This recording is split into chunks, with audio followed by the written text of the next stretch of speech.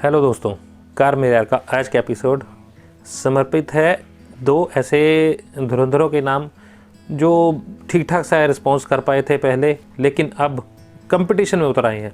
मैं बात कर रहा हूँ निसान और रेनॉल्ट की। निसान ने जैसे ही मैग्नाइट रिवील की, वैसे ही इन्होंने खबर फैला दी कि हमारी भी काइगर या कीगर, जो भी इसका नाम है, रेनॉल्ट की आने वाली है। तो क्या पहलू है काइगर का या कीगर का और मैग्नाइट का, इस बारे में मैं आज बात करने लगा हूँ आपसे कि मेरी क्या राय है, मेरी क्या परसेप्शंस है इस बारे में। तो दोस्तों, अगर हम देखें तो दोनों ही सब 4 मीटर कॉम्पैक्ट एसयूवी के सेगमेंट की गाड़ियाँ नहीं हैं, उससे थोड़ी सी नीचे के सेगमेंट की हैं। पहला इशू। अब इससे फ़ायदा किसका होगा? इससे फ़ायदा होगा कस्टमर्स का, जो कि 6 से 8 लाख रुपए लेके मार्केट में जाते हैं और चाहते हैं कि उनके पास है क्या। उनके पास बेसिकली आती है थोड़ी सी प्रीमियम हैचबैक्स की रेंज आ जाती है, या निचली हैचबैक्स आ जाती है, जैसे स्विफ्ट और फिगो टाइप आ गई। और उसके बाद जो चाहत है उनकी कि एसयूवी की, एक मिनी एसयूवी लेने की, वो रह जाती है क्योंकि उनकी रेंज थोड़ी सी ऊपर चल जाती है। इसके बीच की जो कड़ी है उसको जोड़ने का काम कर रही है काइगर और मैग्नाइट। हालांकि एक ही CMF-A प्लेटफॉर्म है जो कि क्विड और ट्राइबर को चलाता है। उसी प्लेटफॉर्म के ऊपर मैग्नाइट, और ये दोनों सेम गाड़ियां हैं, सेम ही प्लेटफॉर्म पे बन रही हैं, सेम ही इंजन शेयर करेंगी, लेकिन एक नया सेगमेंट लेके आगे सामने आ रही हैं। ये वैसे ही हो रहा है जैसे बलेनो और i20 एक साइड पे, आल्ट्रोज बीच में आ गए और नीचे स्विफ्ट आ गई और ग्रैंड आइटन नियोस आ गई।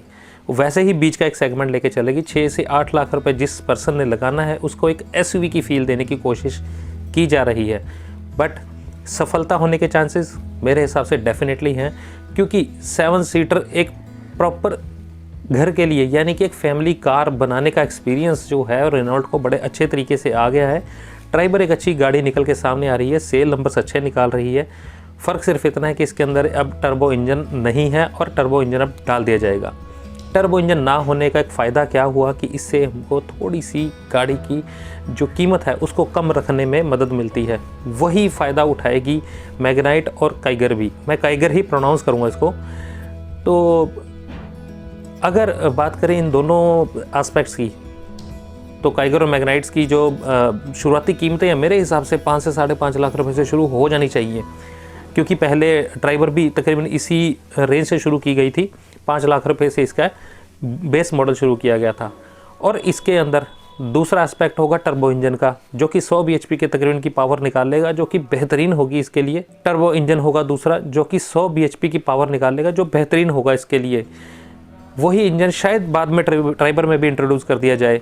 इनके पास इस चीज़ की कमी है, इसको दूर करने की कोशिश में ज़रूर की जाएगी।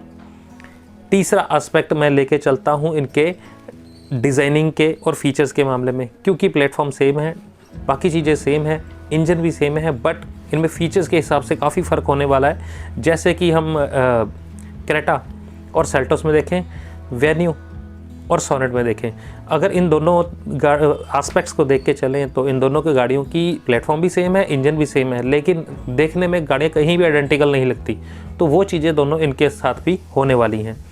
किसके ज़्यादा प्रसिद्ध होने के या किसके ज़्यादा पॉपुलर होने के चांसेस हैं? मेरे हिसाब से रेनॉल्ट की काइगर के प्रसिद्ध और पॉपुलर होने के, ज़्यादा बिकने के चांसेस है, क्योंकि उनके पास एक एक्सपीरियंस है। और सबसे बड़ी बात, उन्होंने ये पिछले हाल ही के जो टाइम निकला है उसके अंदर काफ़ी सारी गाड़ियाँ इंट्रोड्यूस ऐसी की हैं जो सफलतापूर्वक चल रही हैं।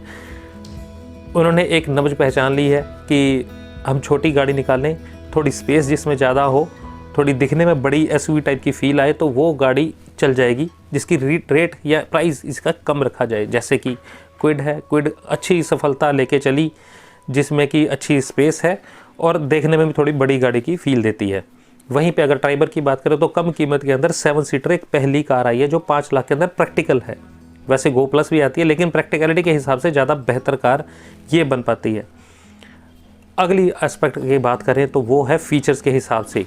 टच स्क्रीन इंफोटेनमेंट सिस्टम इन्होंने रेनॉल्ट की क्विड में बेस वेरिएंट, यानी कि सबसे एंट्री लेवल की कार के अंदर भी देना शुरू कर दिया है, तो इसके अंदर आना कोई बड़ी बात नहीं है।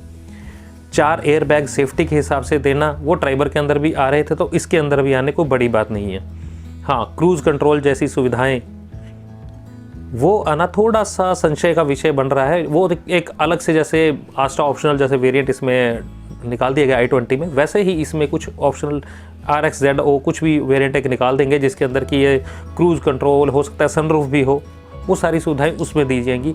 बेसिकली इसका बहुत ही सीधा सा तात्पर्य ये होगा कि कीमतों के हिसाब से बहुत ही वाजिब सी कीमत के अंदर 1.0 लीटर का टर्बो इंजन भी इंट्रोड्यूस कर दिया जाए। अभी तक जो भी टर्बो इंजन आ रहे हैं वो थोड़ी सी महंगी कीमत के आ रहे हैं, लेकिन इसमें थोड़ा सा कम कीमत रख के पेश किया जाएगा।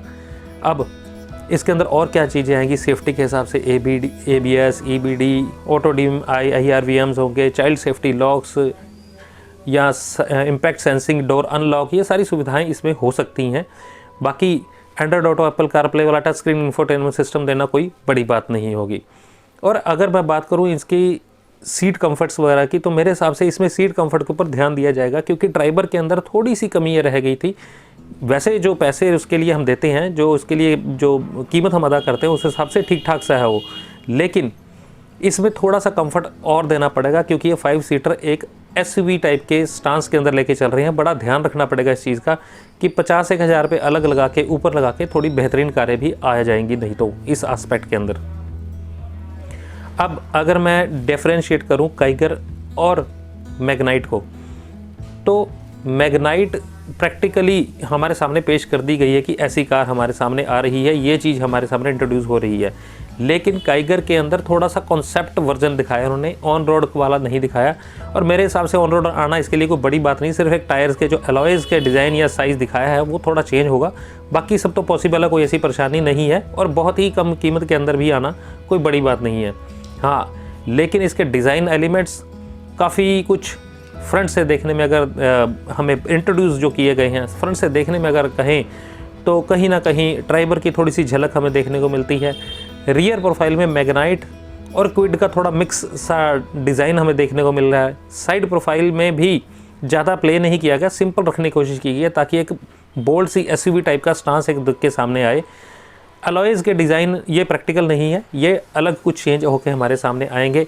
अब काइगर का, मैग्नाइट की जब प्रैक्टिकल ऑन रोड जो गाड़ी चलनी है वो दिखाने के बाद कॉन्सेप्ट वर्जन दिखाना एक अक्लमंदी भी मेरे हिसाब से नज़र आ रही है, क्योंकि वो जब गाड़ी सामने आई है, जो कमियां पेशियां उस गाड़ी के अंदर होंगी, वो अभी कॉन्सेप्ट है तो कुछ भी चेंज कर सकते हैं, तो वो गाड़ी चेंज करना इनके लिए बहुत आसान रहेगा। कुछ जो कमियां उसमें रह जाएंगी इसमें दूर कर दी जा सकती हैं। ये वैसे ही होगा जैसे सोनेट पहले आई, ये वैसे ही होगा जैसे सेल्टोस पहले आई। उसके बाद जब इन्होंने दोबारा से क्रेटा को इंट्रोड्यूस किया तो उसके अंदर काफ़ी सारी चीज़ें ऐसी थी जो सेल्टोस में भी नहीं थी, सेल्टोस की कमियां भी दूर कर दी उन्होंने, तो वैसा ही इसके अंदर भी कुछ होगा।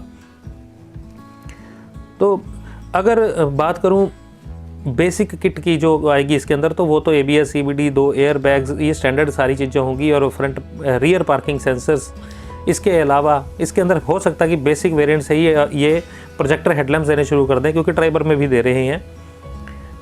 टॉप वेरिएंट में जाके LED लाइट्स भी दे सकते हैं, जैसे कैप्चर में दी गई थी। तो ये सारी चीज़ें होना कोई बड़ी बात नहीं है, बट इसके अंदर स्पेस मैनेजमेंट देखनी पड़ेगी कि कैसे की है, क्योंकि बड़े स्मार्टली ट्राइबर के अंदर पेश की गई थी ये चीज़। अब उसकी तुलना में इसको पेश करना मेरे हिसाब से एक बड़ी चुनौती होगी इनके लिए। और अगर ये सफलता हो जाती है, अच्छी चीज़ें इसके अंदर आ जाती हैं, सेफ्टी फीचर, पैक, इंजन, और उसके अंदर ऑटोमेटिक की सुविधा अगर बेहतरीन आ जाती है, जिसके साथ ही कीमतें भी बड़ी वाजिब होती हैं, तो डेफिनेटली एक अच्छा प्रोडक्ट हमारे सामने पेश हो जाएगा। जिन लोगों की चाहत है 6 से 8 लाख रुपए के अंदर SUV लेने की, वो डेफिनेटली पूरी भी हो जाएगी। 1.0 लीटर का नॉर्मल 74 bhp वाला इंजन जो पहले आता है, 1.0 लीटर वाला टर्बो 100 bhp का इंजन जो एक और इंट्रोड्यूस नया किया जाएगा, जिसके अंदर काफ़ी सारी चीज़ों की जांच पड़ताल चल रही है, वो भी हमारे सामने पेश किया जाएगा। और इसके अंदर एक डेफिनेटली बेहतरीन सा एक ऑटोमेटिक का ट्रांसमिशन भी पेश किया जाएगा। हो सकता है वो DCT हो, जैसे कि मैग्नाइट के अंदर भी बोला गया था। तो बताइए कि दोस्तों मेरी सोच या मेरी परसेप्शन आपको कैसी लगी, आपकी सोच क्या कहती है, नीचे कमेंट के अंदर जरूर जवाब दे दीजिएगा। सीट बेल्ट लगाकर आराम से ध्यान से गाड़ी चलाएं, सेफ रहें, तंदुरुस्त रहें। नेक्स्ट वीडियो तक जय हिंद।